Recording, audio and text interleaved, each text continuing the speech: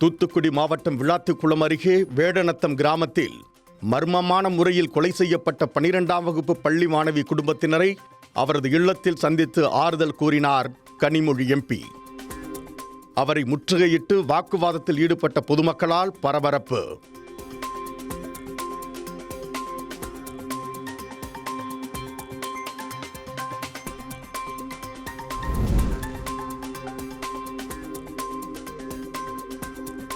தூத்துக்குடியில் இளம்பெண் உயிரை எடுத்தது கொடுமையான சம்பவம்.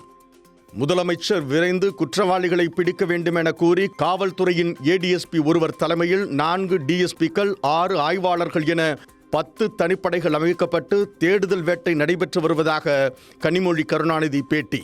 அதற்கான அரசு நடவடிக்கை, காவல்துறை உரிய நடவடிக்கை எடுத்து எல்லாமே முறைப்படி எல்லா நடவடிக்கை எடுத்து வருகிறார்கள். அவருடைய தாய் தந்தை அந்த குடும்பத்தினர் நாங்கள் பிள்ளையை காணும்னதும் புகார் கொடுத்தோம். அதை என் பிள்ளையை தேடுறதுக்கு நடவடிக்கை எடுக்காமல் விட்டுட்டாங்கன்ற புகாரை ஒன்று கூறினார்கள். உடனடியாக நம்முடைய முதலமைச்சர் அவர்கள் அந்த ஒரு பொறுப்பற்று செயல்பட்ட அந்த இன்ஸ்பெக்டர் அவர்களை இரவு அவர் தற்காலிக பணி நீக்கம் செய்யப்பட்டுள்ளார்கள். அதுபோல இன்னைக்கு காலையில் போஸ்ட்மார்ட்டம் முடிவுபட்டுள்ளது. இருந்தாலும் அவங்களுடைய கோரிக்கைகள், சில உதவிகள் செய்ய வேண்டும் என்று இருக்கிறாங்க. உடனடியாக குற்றவாளியை உடனடியாக நீங்க கண்டுபிடிக்கணும் என்று அவருடைய கோரிக்கையா வைக்கிறார்கள்.